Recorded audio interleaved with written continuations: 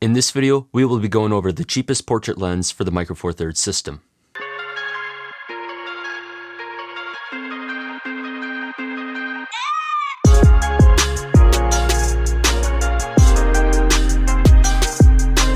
Welcome back everybody, I'm Jake McHugh, and this channel is all about making better videos. I do gear reviews to help you guys determine what gear you need to make the videos you want to achieve.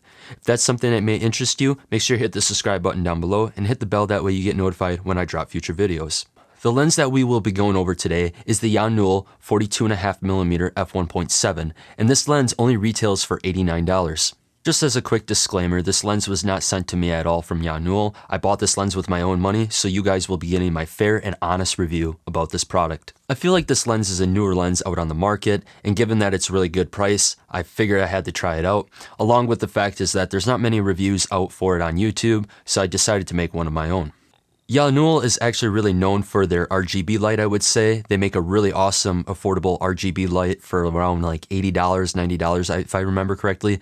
And I actually did a review on the first version of the YN360. If you want to check that video out, I'll have it up here in the cards and down in the description below. But that's a very popular RGB light, and it's really great for the money. So I really enjoyed that light, so when I found out they were making this lens, I figured I should try it out. So first things first, let's go over the box and what all comes inside. And right out of the gate, I mean, it is a box, it's nothing too special, but I want to go over what's on the side of the box due to the fact that there's a lot of things on here that tell you about the lens right away. So it's an f1.7, which is a very fast aperture. It lets in a lot of light and gives you a very shallow depth of field. It's auto and manual focus capable, so that's super nice. It's got quick AF, and then it says full-time manual focus, and it says inside focus underneath. We will go over all the focusing that this lens is capable of later in the video, so make sure you stay tuned for that. And then it has STM stepping motor, which I think is very common in Canon lenses, if I remember correctly. Like, I'm pretty sure that some of the crop lenses, like I think there's a 10-18 or something like that, that's really popular for YouTube, that has an STM stepping motor. Last but not least, they show a flower on here, and that should be for macro, I'm guessing, due to the fact that it has a pretty close focusing distance at only 0.3 meters, so you can focus really close on this and get some macro shots if need be.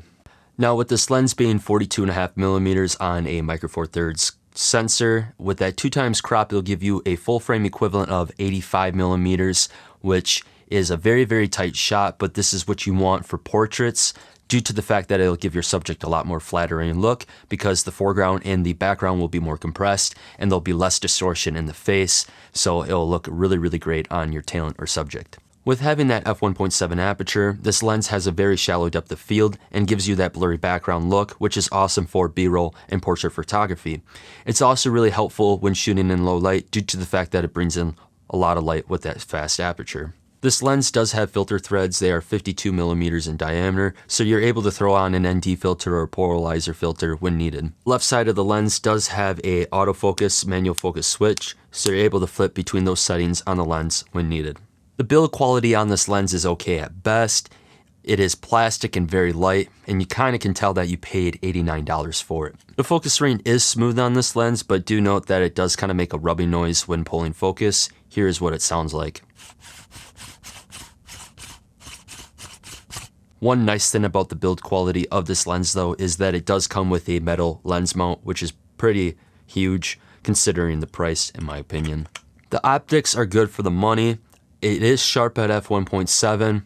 It would do the trick for photos, I would think, and it would especially be good enough for video, I would say. Another downside to this lens is the autofocus noise. Not the autofocusing itself, because I actually found that to be better or faster than I thought it would be in really good light, but the noise that it makes when autofocusing. The noise that comes from this lens when autofocusing definitely is loud enough where it would get picked up by an onboard mic. So for example, just so you guys can see, I threw my Rode Video Micro on top of my GH5 and I autofocused with this lens. Here's what that sounds like.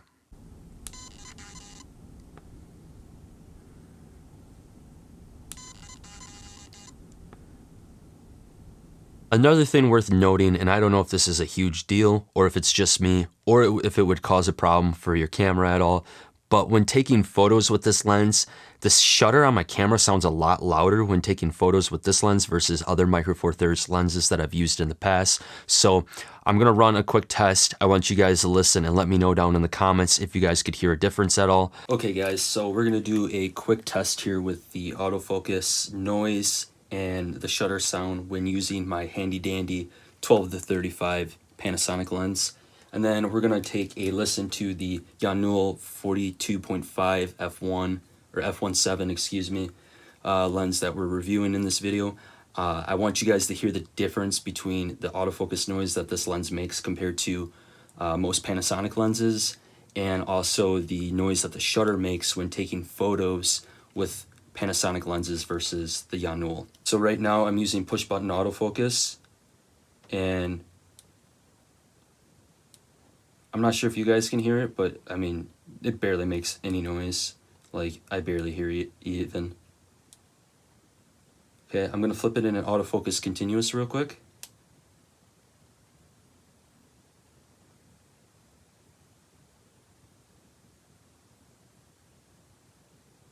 And I bet you guys probably can't even hear a thing. Sorry for the audio, by the way. I'm shooting on my iPhone because I have my GH5 in hand here. Okay, so what I want you guys to do now is I want you guys to listen to the shutter on the camera when taking a picture with the 12-35, and then later on we're going to listen to what the camera sounds like with the Yongnuo on when taking pictures. I feel like it's a lot louder, but I want you guys to listen to it and let me know what you guys think down in the comments below.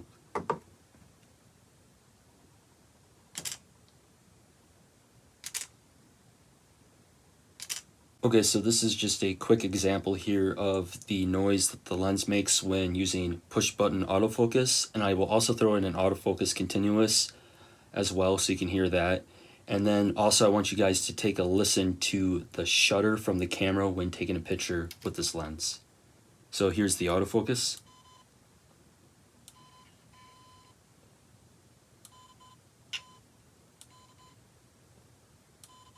Okay, now we'll flip it into autofocus continuous, and this is what it sounds like.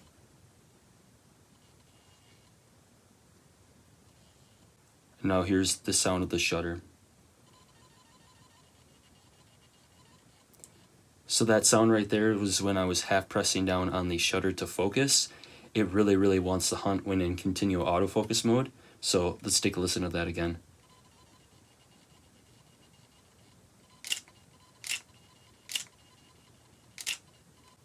I have it back in manual mode now, and I'm just going to take a shutter or a shot so you guys can hear the shutter without all that autofocus noise going on. So I hope you guys can hear that on my phone. Sorry for the terrible audio. I'm shooting on my phone right now because I have the GH5 in hand. But I hope you guys can notice the sound that this camera makes with this lens on. And I don't know if it's just this camera or if it's all Micro Four Thirds cameras across the board, but I do think that it might have something to do with the plastic build of this lens, with it being just super cheaply made, I guess you can say. It's a lot louder because there's not much material there to block the sound.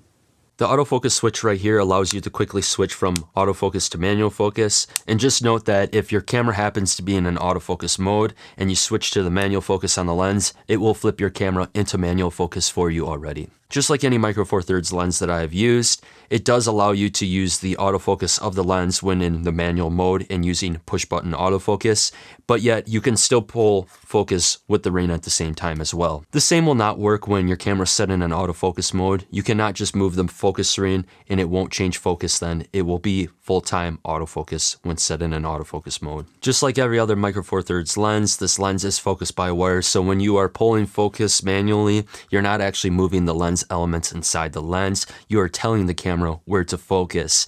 This is a downside for video users due to the fact that it's very hard and inconsistent to pull focus or rack focus when using it for video. One strange thing that I came across with on this lens is that when I'm pulling manual focus, it still makes the autofocus noise. Like, you can still hear the lens making the focus noise, which I just found really strange, and I didn't really like that at all about this lens. So to wrap up this video, let's go over my final thoughts about this lens. When comparing this to other budget-minded portrait lens, you really miss out on some of the nicer features that those lenses have, like the quieter autofocus and the optical image stabilization that comes with like the Panasonic 42.5mm, but that's something to expect when you're paying for a lens this cheap. When considering the focal length and the fast aperture of this lens, you would think that it'd make a really great B-roll lens on paper, but for video users, I feel like this isn't really a great lens for you due to the fact that it's really noisy when autofocusing, plus when manual focusing,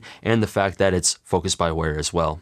I believe that video users would be better suited with the Panasonic 42.5mm F1.7 if you're using a Panasonic body due to the fact that that lens has optical image stabilization, which would be really useful and helpful for handheld footage.